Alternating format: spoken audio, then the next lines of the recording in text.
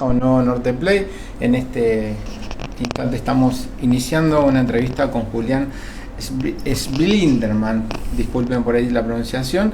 Él es analista político internacional, es escritor, conferencista y en poco menos de una hora va a estar compartiendo en el Centro Cultural Guido Miranda una charla acerca de asuntos que fueron noticia en todo el mundo, acerca de estas manifestaciones pro Hamas que se están dando en ciertos campus universitarios. Así que primero, Julián, agradecerte por tu tiempo y tu visita. Al contrario, un gran placer estar aquí con ustedes. Julián, como especialista en asuntos de Medio Oriente, ¿en qué etapa está en la actualidad este conflicto palestino-israelí, digamos, tras ese fatídico 7 de octubre? Bueno, básicamente se acaban de cumplir 7 meses desde esta masacre sádica de Hamas, esta invasión inédita verdaderamente en la historia del conflicto, en donde hay que recordar, mató a 1.200 personas en un solo día y los mató de una manera extraordinariamente cruel, violando, incendiando, mutilando, torturando durante horas. A partir de entonces, como sabemos, hubo una incursión israelí que inicialmente se concentró en la parte norte y centro de la Franja de Gaza. La presión militar llevó a que Hamas acceda a hacer un acuerdo de intercambio de pausa militar por rehenes, y rehenes también, prisioneros terroristas que están en cárceles israelíes. Pero a partir de entonces, básicamente viene una situación donde hubo mucha presión internacional que ha restringido la acción operativa de Israel en el terreno.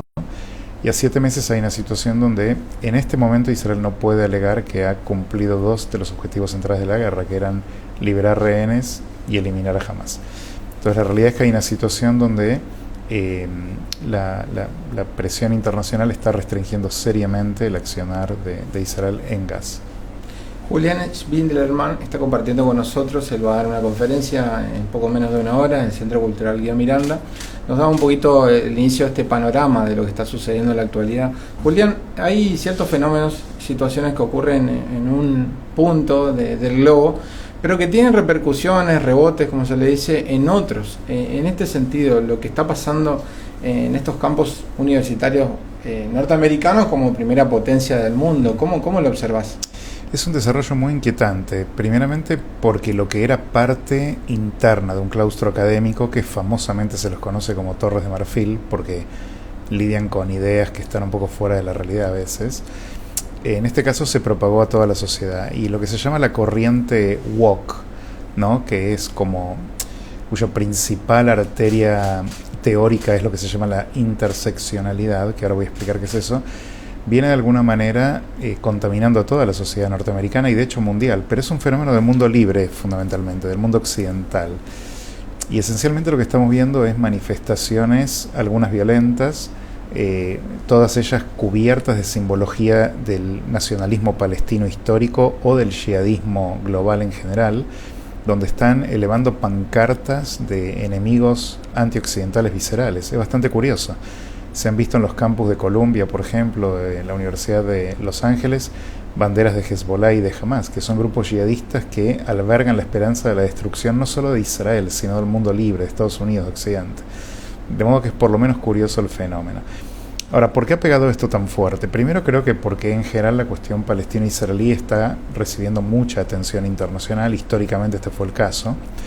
Hace un tiempo atrás, cuando en Siria, por ejemplo, en la guerra civil, el régimen de Assad masacró a cientos de palestinos en un campamento de refugiados en Yarmouk, no hubo estas manifestaciones. Hay 1 millón de uigures chinos encarcelados en campos de reeducación en China y no hay manifestaciones por ellos. Ni siquiera por Ucrania ha habido manifestaciones contra Rusia de esta envergadura. De modo que primer punto a reconocer es la absoluta, llamémosla preocupación / también obsesión en algunos casos con las cuestiones vinculadas a este conflicto. Por otro lado, se da un fenómeno que tiene que ver con una gran desinformación. Tristemente hay una percepción y una acusación que es infundada de que Israel comete un genocidio, y para gente que no está en tema verdaderamente, quizás hay convencidos que creen que esto está ocurriendo, entonces salen a manifestarse. Esta gente quizás de buen corazón, pero que está sucumbida por una ignorancia importante respecto de lo que realmente está ocurriendo en el terreno, ¿no? Y por otro lado se ha comprobado, hay grupos agitadores profesionales financiados por entidades palestinas que están fogoneando las revueltas. Pero más allá de esta cuestión más política, hay algo intelectual que también las anima, y es lo que se llama el fenómeno de la interseccionalidad. Que esta es una idea un poco específicamente académica que plantea que el hombre blanco, judeocristiano, europeo, digamos, es como una categoría de opresión, por así decir. Y la mujer negra, en este caso musulmán, digamos, incluso si fuese homosexual, es como otra categoría de víctima en este caso. Y esto, por definición, significa que, por ejemplo, las hijas de Barack Obama, por ser mujeres y negras, pertenecen a una categoría de victimización, mientras que una mujer trabajadora blanca pobre en Ohio es estándar de opresora. Este fenómeno, que es el de la interseccionalidad, que sugiere que las opresiones y las marginaciones interactúan, ha influido profundamente al mundo académico en Estados Unidos por mucho tiempo, y creo yo que está eclosionando ahora en la percepción de soldados israelíes masculinos blancos versus al pueblo palestino, que lo perciben como una víctima. Entonces, aunque parezca, es raro quizás de explicar esto tan brevemente porque es un fenómeno intelectual importante, pero creo que también esto está operando ahí. Julián, como actor principal de este mundo libre, como vos decís, Estados Unidos, ¿qué papel juega en este conflicto? Porque por momentos se muestra un tanto más cercano a las políticas de Israel, pero algunos funcionarios por ahí de segunda o tercera línea de Biden tildan de exagerada la respuesta frente a lo que hizo Hamás. ¿Cómo lo ves? Sí, excelente pregunta, Marcelo, muy, muy pertinente. La verdad es que la política de Biden es confusa, es zigzagueante. Inicialmente tuvo una, digamos, proclama ultra pro-israelí de solidaridad, de respaldo a un aliado en guerra. Lo respaldó enviando portaaviones al Medio Oriente, declarativamente, enviando altos funcionarios a visitar Israel. Él mismo visitó Israel en medio de una guerra, que fue algo inédito para un presidente de Estados Unidos. Y viene dándole ayuda económica y militar permanente. Pero simultáneo viene atándole las manos de alguna manera, planteando que debe cuidar a la población civil palestina que ahora está concentrada en Rafah, y es por supuesto una preocupación legítima la del presidente Biden, pero el planteo que está haciendo esencialmente en la traducción operativa es que Israel no debería ingresar a Rafah. Y esto es un problema porque Israel no puede permitir que 4 batallones de Hamas, de 1000 personas cada uno más o menos, junto con el líder de Hamas y los rehenes que todavía están allí, permanezcan y prevalezcan en esta guerra. No entrar a Rafah significaría darle la victoria a Hamas. Entonces acá hay un gran choque entre la mirada del gobierno de Israel y el gobierno de Estados Unidos, y también lo vemos, por ejemplo, en la amenaza reciente que hizo de que iba a restringir el envío de cierto armamento a Rafah. Pero unas pocas semanas atrás, cuando Irán lanzó ese ataque inédito de 300 misiles, cruceros, drones, balísticos, etc., Estados Unidos orquestó una defensa colectiva a favor de Israel absolutamente impresionante. Entonces Biden viene teniendo creo yo que lo podemos definir de esta manera, una retórica tipo Churchill con una conducta que oscila entre un Churchill y un Chamberlain. Está un poco ahí zigzagueante, y tiene un problema para Israel porque no es solo la tensión que genera entre los dos aliados, sino cómo esa tensión es percibida por los enemigos de ambos. Vamos a sacarte un poco del foco de la geopolítica y queremos saber, en tanto, rehenes, que son los que están en este momento en manos de Hamás, de qué cantidad hablamos, y también hay argentinos entre ellos. Efectivamente. Se estima que hay 128 rehenes todavía en Gaza. Es indeterminado el número de cuántos están vivos y cuántos no. También hay argentinos, de hecho de manera muy, muy triste y muy famosa, un bebé argentino, Kfir, que es el rehén más chiquito, que no se sabe nada de él. Jamás no da prueba de vida, jamás no permite que la Cruz Roja visite a los rehenes. Y de hecho, en esta negociación, Israel fue cediendo puntos a favor de lograrla, y finalmente dijo que iba a aceptar 33 rehenes. Cuando se accedió a esto, incluso Hamas dijo que iba a dar rehenes vivos y muertos. Y yo sospecho que Hamas ni siquiera sabe cuántos tienen vida, porque hubo mucho desplazamiento poblacional, los terroristas que se esconden en los túneles, puede haber habido un poco de caos. Y la verdad es que tras 7 meses de cautiverio en condiciones medievales, es difícil ser optimista, ¿no?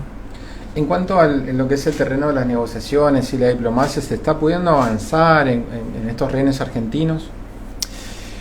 Más o menos, no se ve mucho. La realidad es que acá, por un lado, el gobierno argentino expresó su preocupación y su respaldo a Israel, en particular el gobierno del presidente Milei, pero creo que se le escapa un poco la capacidad de influencia que puede tener la Argentina o cualquier otro país que tenga rehenes involucrados, porque esto es a un nivel de llegada a Hamas que solo tienen muy pocos, como por ejemplo Qatar o el propio Irán, pero que juega en contra. Entonces, lamentablemente acá hay rehenes de múltiples nacionalidades que, bueno, van a depender un poco del oficio de Qatar y de Israel, Estados Unidos, Hamas, Irán, cómo estos actores centralmente puedan manejar el tema, pero es absolutamente trágico y es desconcertante, si me permitís, Marcelo, sí, un punto. Tu pregunta es muy atinente en otro sentido. En general es un asunto que está olvidado en la narrativa de muchos medios, ¿no? Naturalmente hay otros temas de urgencia, de preocupación internacional, pero incluso en el tema del conflicto nos hemos olvidado muy rápidamente de que hay gente secuestrada, y la Argentina tiene una historia con secuestros y desapariciones forzosas y muertes, ¿no? Y si bien no es lo mismo y son situaciones dispares, la realidad de que haya personas en cautiverio que fueron secuestradas en su país mientras bailaban o dormían es absolutamente inconcebible. Julián, hablaste de los medios y te voy a hacer un doble clic ahí. Dale. ¿Cómo estás observando vos como especialista, escritor, conferencista acerca de esta temática, la cobertura que se da en los medios, llamémosle nacionales, no sabemos que no son realmente nacionales, pero pongamos esa categoría? Te refieres aquí en la Argentina, ¿no? Sí. Bueno, yo creo que es muy variada. En general hay una mirada, llamémosla más objetiva de la realidad que en otros años, y te lo digo como alguien que ha venido estudiando el fenómeno, escrito sobre el fenómeno, que ha estado en contacto con medios, entrevistado regularmente y escribiendo y publicando continuamente. En este momento creo que hay una mayor comprensión hacia la realidad que en otros momentos quizás estuvo un poquito más ausente, pero a la vez me temo que todavía falta una profundización de lo que realmente está en juego en el conflicto. Todavía se sigue percibiendo al pueblo palestino, incluso a Hamas, como una víctima en esta disputa, y se dice que bueno, que si esto ocurrió es porque hay una situación de opresión y colonialismo y etcétera por parte de Israel, y no una comprensión de que Hamas enarbola el yihadismo global, que tiene una ideología visceralmente anti-argentina también, porque Argentina es una democracia liberal del mundo libre, parte de Occidente. Esto es algo que los yihadistas quieren destruir.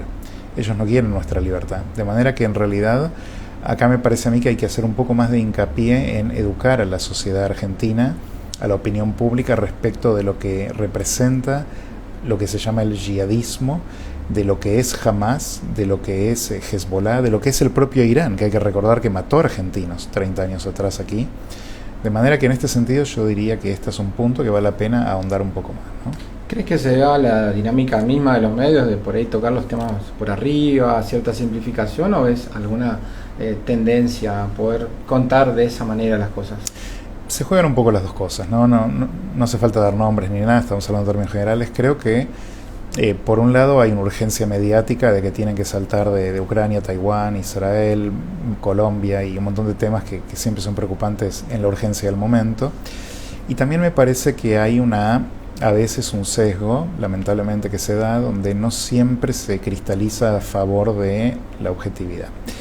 Tristemente esto se ve y es parte de una constelación que trasciende los medios de comunicación, que tiene que ver con el sistema de Naciones Unidas, con el sistema de organismos de derechos humanos, que tiene que ver con el mundo académico, como vemos ahora en Estados Unidos y en otras partes, donde lamentablemente hay una mirada que el fenómeno que antes yo hablaba del woke, de la percepción de categorizar a una parte como la víctima y a la otra la opresora, y haga lo que haga ya no importa, sino lo que importa es la categoría. Eso dificulta una cobertura más centrada, ¿no? Julián Blinderman está compartiendo con nosotros en Norte Play, pero vamos a hablar de lo que te trae Resistencia esta noche. Si querés aprovechar para invitar, si alguno está por aquí por la zona del centro, puede participar de esta actividad. Sí, por supuesto, es una actividad abierta que va a ser a las 20:30. Quizás Uri me puede recordar exacto la dirección. Colón 164. En Colón 164, donde bueno, voy a estar hablando sobre estos temas que hemos estado conversando aquí, así que de manera que toda la sociedad chaqueña es muy bienvenida a este encuentro. Pero además del conversatorio va a haber también una colecta con unas canastas para una festividad judía que se viene dentro de no mucho. Contanos un poquito de eso también. Sí, bueno, hay una organización que es coanfitrión en este evento, el Keren Kayemet Le Israel, donde va a estar haciendo también una colecta para tareas que lleva adelante en términos de sus funciones, y tiene que ver con caracteres de ayuda asistencial, social, humanitaria y demás. Julián, gracias por tu tiempo. Si querés algo más para apuntar y si la gente quiere seguirte, por supuesto, las redes sociales, ¿cómo puede hacer para encontrarte? Cómo no, bueno, primeramente muchísimas gracias por esta entrevista y por la oportunidad y por las preguntas realmente excelentes que has hecho. Creo que ayudan a que podamos tener una conversación formada sobre un tema que es muy complejo. Y por otra parte, bueno, yo la verdad que soy un poco anti-redes, pero en Facebook estoy con mi nombre y apellido, en LinkedIn también, y al menos por ahí que voy publicando me pueden agarrar. Perfecto, muchas gracias por tu visita. Al contrario.